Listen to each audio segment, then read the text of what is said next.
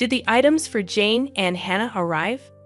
Starting today, we're going to be supporting them, my husband Bob declared triumphantly over the phone. I was at a loss for words due to Bob's sudden declaration. It seemed like Jane and Hannah were the only ones on his mind, with no consideration for me. I contemplated discarding such a husband. Yeah, the stuff arrived, and I just moved into a new place. I responded in a deliberately cheerful tone. A new place? Bob muttered, then seemed stunned. My name is Caroline Smith, and I recently turned 50. I work in sales at a major company, and although the job comes with constant complaints and troubles from clients, it's rewarding and enjoyable. My only family is my husband Bob. We don't have children, and my parents passed away some time ago. My parents-in-law live nearby, but we aren't that close. We have a casual relationship. Bob loves dining out, often taking his sister Jane along for many outings. Jane's daughter, Hannah, always joins them. In the early stages of our marriage, I complained to Bob about him prioritizing Jane and her daughter over me. However, those feelings gradually faded. I want to repay them for the struggles I caused during my student days. After learning of Bob's sincere feelings, I understood that my in-laws are impoverished, living in a small, run-down apartment. It's incredibly cramped. Bob diligently pursued his studies, but he didn't pass his first-choice state university, only getting accepted into private ones. His parents couldn't afford to pay, so Jane, who was working at the time, helped with his tuition. Bob seems grateful to Jane for supporting him during difficult times. After Jane got married, she quit her job to be a stay-at-home mom, limiting her financial resources. After hearing this story, I stopped complaining, understanding the reasons for wanting to give back. I thought it best to let Bob do as he pleases, despite a bit of loneliness. I'm going to go out to eat with Jane and Hannah now, Bob said. Bob is going to dine out with Jane and her daughter today as well. Have a good time, I said with a smile, seeing him off. Let's continue to live supporting each other with Bob, who values family. That's what I thought. However, the rift in our relationship happened about 3 months ago. One day, Bob approached with a serious expression, saying, "In fact, Jane's getting a divorce. She's decided to keep custody of Hannah." When I heard Jane was divorcing, I was honestly perplexed. Jane was the type of person I found difficult to deal with, going back to when I visited Bob's parents' house before we got married. Jane laughed uproariously at me, saying, "Bob, you're marrying her? She's so plain and has bad taste." Bob and his parents didn't say a word, acting like they didn't notice. So I had no choice but to endure Jane's rude behavior as I remembered Bob's declaration. I'm going to visit home every day for a while. Unlike you, who's thick-skinned, Jane is delicate. And I'm worried about Hannah too. Bob disparaged me with a calm demeanor. However, I did not retort. Arguing with Bob here and then, having him perpetually visit his parents' house would also be a problem. Take care. I couldn't say anything else and just saw Bob off. From then on, Bob spent more time away from home.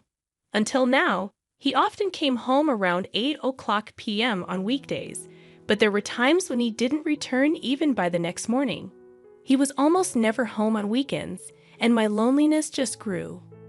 When I returned from work and called out, there was no response at all, and the room was pitch dark. He must be at his parents' house again. With Bob's absence, I often found myself downhearted. However, when Bob was home, he began to annoy me more and more. That day, Bob was uncharacteristically at home, but he made an unthinkable request of me. "Jane told me you haven't given a housewarming gift yet. You're so stingy. You're getting a bonus soon, right? Buy her a designer bag or something," Bob said, as if I must do so. "A housewarming gift? Why do I have to give one? Why don't you do it, Bob?" I responded in kind, but Bob instantly got angry. "You married into this family, so Jane's your family too, isn't she? Don't you think it's ill-mannered not to even be able to do a simple thing like giving a gift to family?" Bob berated me. The lecture from Bob went on for about an hour. In the end, he only said, "Anyway, Just make sure to give Jane and Hannah a gift before leaving the house. He's likely gone to his parents' house. I've never received anything from Jane, I murmured quietly. A few days later, I got a call from Jane. Hello, you heard from Bob, didn't you? You really don't think things through. Normally, you give a housewarming gift, Jane stated as if she deserved it. I got irritated at the selfish attitude, so I retaliated. You've never done anything for us either, have you? Even at our wedding, we didn't get a gift from you. During the wedding, Jane said with a smile, We're family, so we don't need a wedding gift, right? And handed over an empty gift envelope. But there's nothing inside, is there? I asked. Even when I asked, Jane put on an innocent face. I did buy the envelope, right? I'm so nice, aren't I? Jane said with full confidence. I was at a loss for words at Jane's utter lack of common sense, and Jane had absolutely no restraint. She heartily ate the wedding meal and drank several drinks outside of the course. Even when I handed Jane the catalog gift for the guests, she complained, Aren't there any luxurious items? If there were, I could take home several. Caroline, you really don't think things through.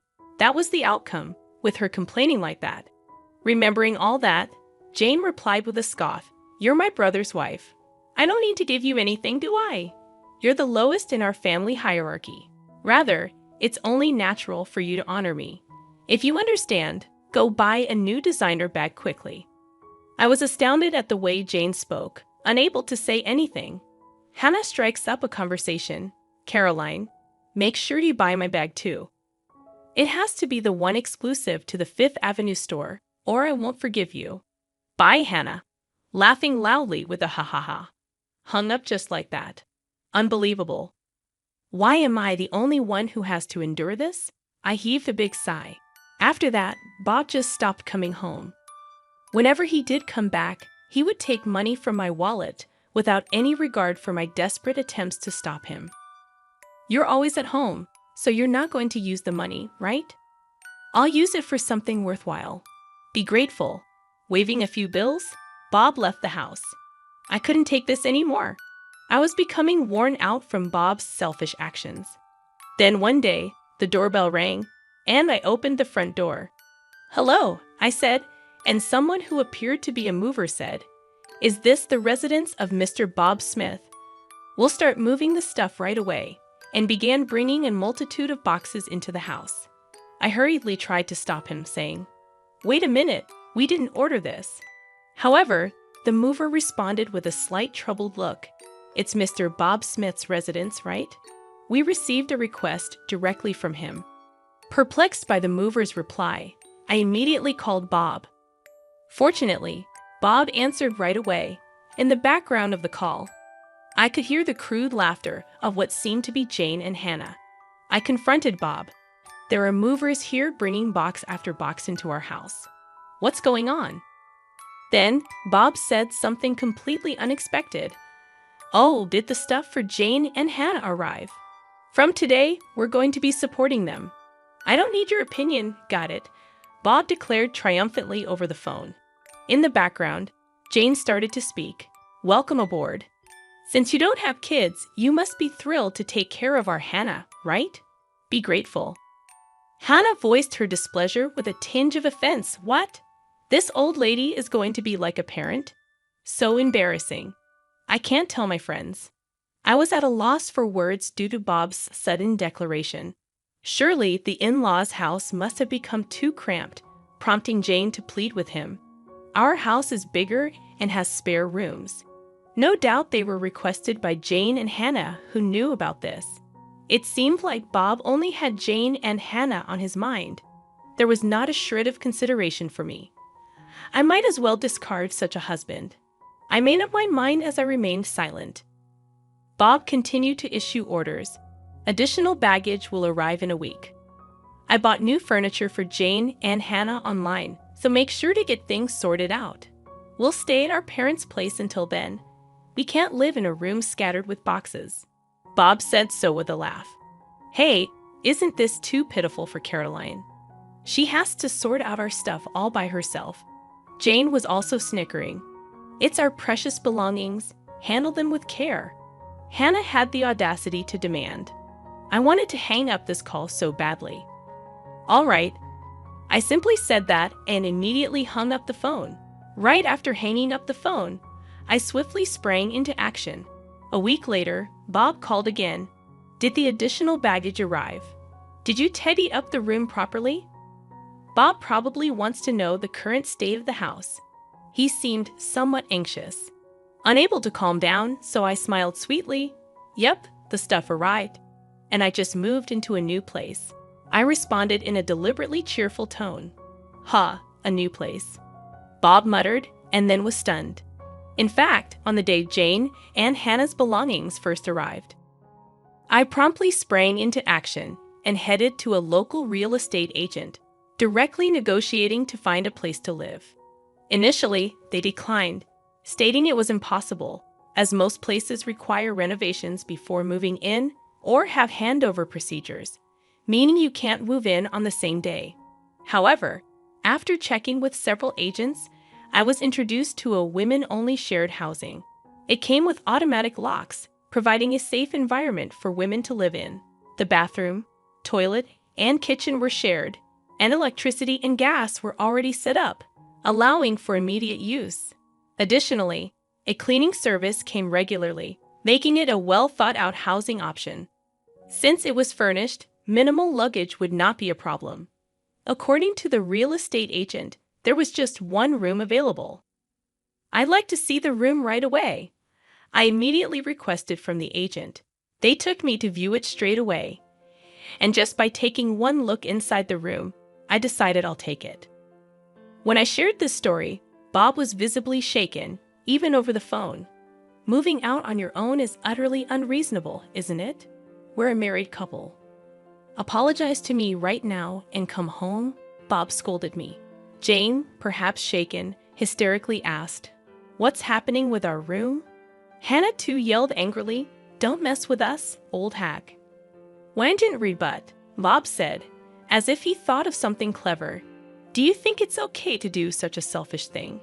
If we get divorced, you'll be the one in trouble, you know. That's right. With your age and looks, you won't find another suitor in the future, right? You're just a plain old lady. Your future is looking pretty bleak. How pitiful. Serves you right, Jane said, sounding rather pleased. In the background over the phone, Hannah was laughing and saying, The old lady's done for. At that moment, Bob said, sounding smug, If you apologize to us sincerely from now on, I'll forgive you. Unlike you, we're kind after all, he snorted through his nose, laughing. In the background of the call, Jane and Hannah were shouting in agreement, so I decided to set the record straight. Actually, Bob should be the one apologizing, don't you think? I know about the affair you're having. Bob was visibly shaken. The truth is, Bob had been cheating for over 3 months. The other woman was a colleague from his workplace. How did you find out? I thought I'd been utterly discreet. Bob asked, his voice trembling with fear. He must have been so sure he wouldn't get caught, so it wasn't surprising he reacted that way. Being the kind-hearted person that I am, I decided to tell him. I hired a private investigator just in case, because you've hardly been home, right? I thought maybe you were cheating. Good thing I trusted my instincts, and since Bob stayed silent, I just kept on going. I was shocked when the PI got back to me. They finished the investigation in 3 days. You were seeing her every day, huh? Those meals out with Jane and Hannah were only on your days off, it seems, I said, laughing. According to the PI's findings, Bob had been gallivanting around with his mistress every day after work. The money he'd likely been taking from my wallet must have been for her. Bob and his mistress were often close together, making it easy for the PI to get good pictures. I'm going to divorce you, Bob, and I'll be demanding alimony. And, of course, from your colleague, the mistress as well. Expect a certified letter at your office. Smirking at Bob after receiving the PI's results, I headed straight to a law firm. Even the lawyers seemed rather taken aback by the conclusive evidence I presented. How dare you? Bob spat out, clearly irate. When a certified letter arrives at the company, Even without opening it, they'll probably have a pretty good idea of what's going on. It's not just going to Bob, but to his mistress at the same company. Surely, everyone at the office will find out about their affair. Hey, Bob, are you okay? The situation has taken a dark turn, and Jane sounded anxious. Jane must have been planning to have Bob and me take care of life's chores for her, intending to lead a leisurely life. Jane has a long history of being a housewife, and it's unlikely she can start working now. Bob is the only one to rely on, and it can't be helped, I guess. Bob, what are you going to do? I haven't worked a day since graduating from high school, and there's no way I'm doing a part-time job now. Hannah seems slightly troubled as well. Even when Jane and Hannah blame him, Bob remains silent, unable to say anything. I delivered a further blow to Bob. Bob, you probably haven't saved any money, have you? It said in the investigation report that you've been generously spending on your mistress, even bought her the new designer handbag. Maybe you're in debt too.